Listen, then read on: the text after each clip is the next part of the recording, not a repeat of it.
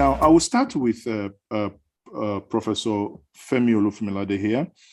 Professor, you saw obviously last week when out of the blues, everyone started wondering what is happening to Sunday Igboho's house.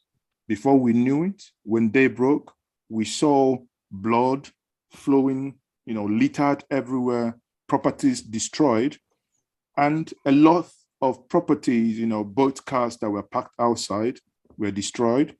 And eventually the state, the DSS came out with a lot of, charms, and also passports obviously outlined what they got from that house. Now, the question is, that is in the mind of an average Nigerian that is not wanting to ethnicize or politicize what is happening is it right to actually invade a property in that manner without proper invitation to the owner of the property that we will be coming to visit you, rather than invade the house in the manner we saw from the pictures that emanated from his house? What's your take, Professor? Thank you very much, Mazi. I'm not going to be responding to your question in any novel manner. That is, I'm not going to be telling you anything you've not heard.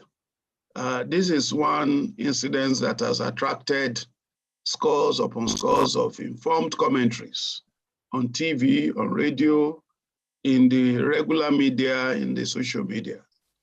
And the common thread that runs through all the commentaries that I've listened to and I've observed is that the invasion of Sunday Igboho's residence, and I'm using the word invasion deliberately and in an informed manner, because that exactly was what happened, was something that ought not to have happened in any civilized or a democratic society. For one, there was no time Sunday Igboho was invited by any of the security agencies for interrogation or questioning, to the best of my knowledge and to the best of the knowledge of members of the public. Secondly, even if he had been invited at any given time, and if he had refused to turn himself in, the next step to take would have been to make a public announcement that he's a wanted man, and whoever comes across him or has information that could lead to his arrest should make it available. No such thing happened. In fact, like Femi Falana, SAN, said, the whole country was kept guessing in suspense for an upward of 12 hours after the news of his the invasion of his residence came abroad. What could have happened? Was it armed robbery? Was it a cult attack? Was it the Fulani militia that were eating back at him because he has warned them to stop terrorizing Yoruba land? What could have been the basis for this? It wasn't until about 12 hours that the DSS announced that they were the ones that did it. And this is ominous because lives were lost and people were taken away. And thereafter, we saw some exhibits, in quote, being paraded, allegedly taken from his residence, some firearms and some shams. And those who were killed nothing is being said about them? Is it that they don't have human rights, or their families are not entitled to knowing what has happened in regards to their corpse? Because nothing is being said about that. And then Igboho had come out anyway to say that those arms, they don't belong to him, that he doesn't keep any arms. And he has also said that the government will have to pay damages up to 500 million naira for, this unwarranted invasion of his privacy. So, to answer your question, there is a consensus from all those who have made remarks on this unfortunate incident that it is uncalled for. I've listened to what Professor Wole Soyinka said. He even went as far as saying that the government should apologize to him. And Professor Wole Soyinka is not a man. He has been in the public domain for even before I was born. I'm just a little above 50 now. And I grew up to meet him, firing, as a social activist, as a patriot. And he said he should be apologized to. Femi Falana said it is unknown to law that you go and invade the residence of a private citizen in the dead of the night. Where is your warrant of arrest? Did any court issue a warrant of arrest or a warrant to search, a search warrant? Those are the two things he mentioned. And the DSS has not told us whether they went to that place with search warrant or warrant to arrest, both issued or authorized by a court of law. So, in summary, what happened was illegal. What happened was uncivilized. What happened is only reminiscent of the era, or the darkest era of military rule under Abacha, when citizens became unsafe because there was a squad that were assassinating. What happened at Igboho's house, to be candid with you, was assassination. But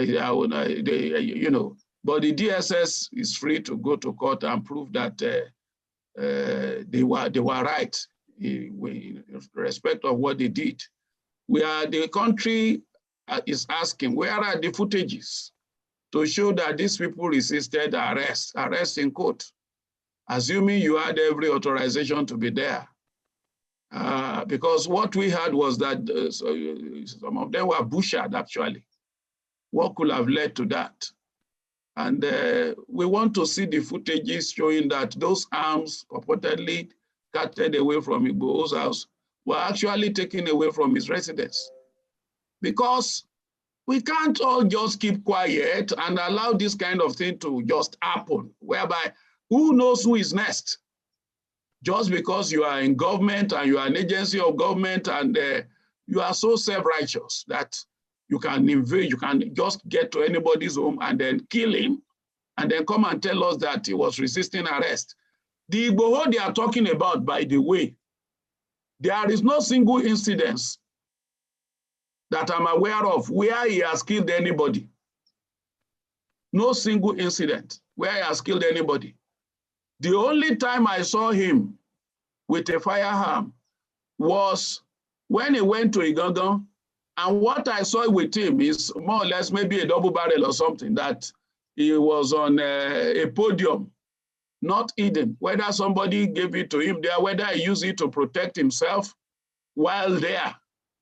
And it's not an offensive weapon that, in the sense of saying he wants to take over government and all that. That is the only time, and he did not do anything with it, and it was not in hiding. And I'm not even sure he's the owner. That was the only time. No known incidents of this man killing anybody. Even when he went to Igangan, mind you, he didn't just go there without a cause.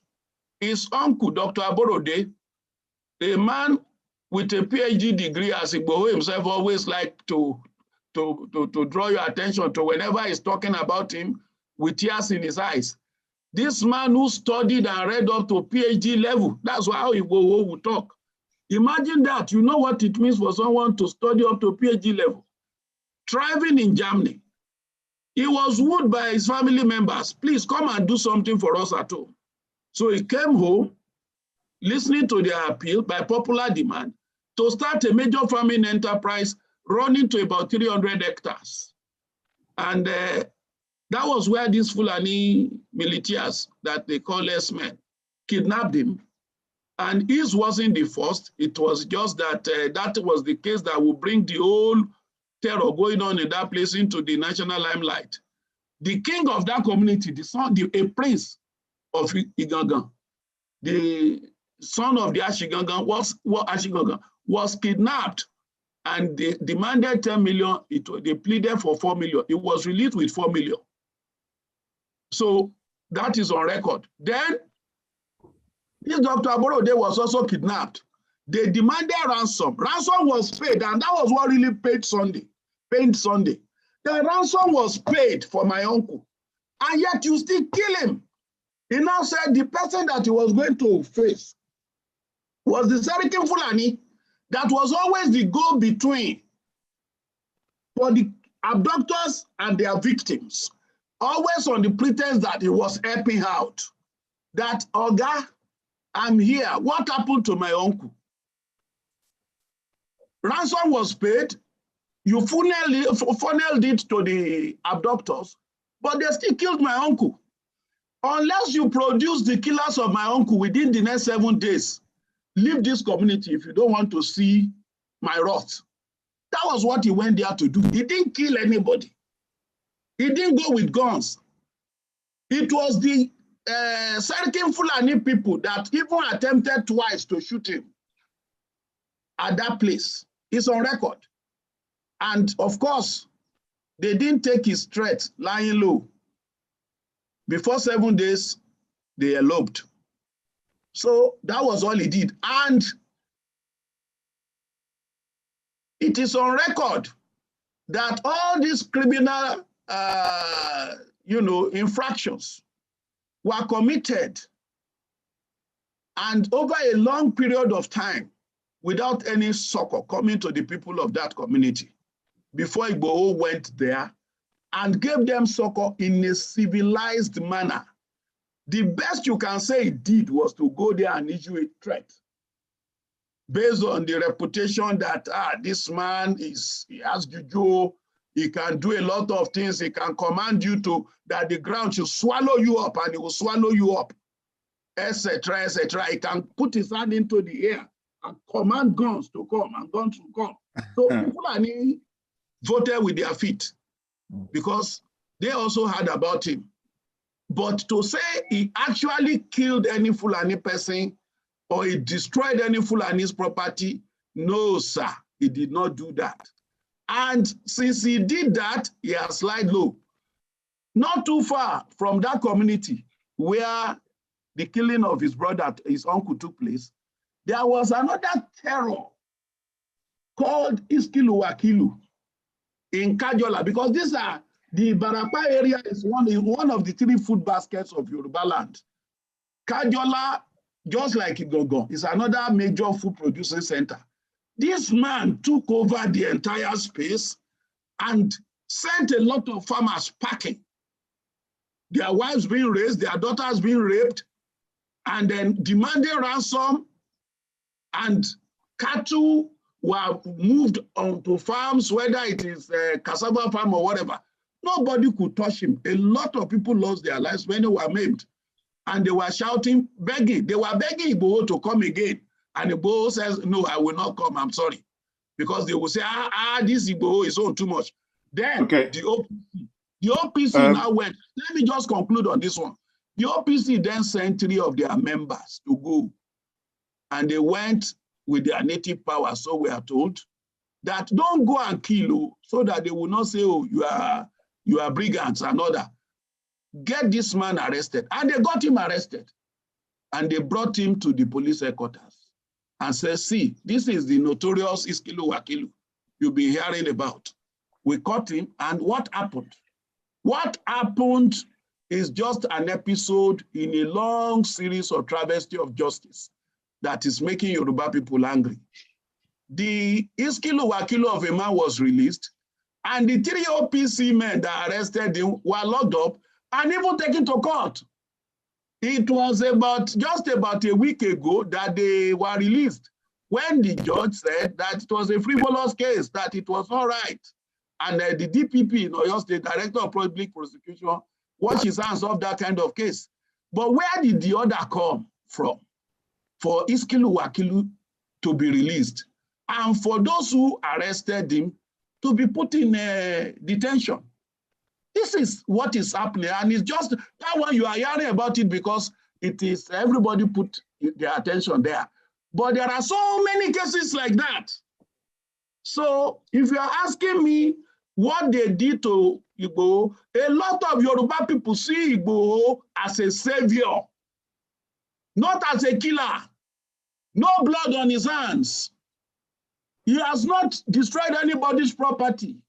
He's only a courageous, stout-hearted person who fights most times with his mouth. That's what Igboho use most time, propaganda. Okay. We Thank do you this, very I will much. do that. Yeah, thank you very much, Prof, for that.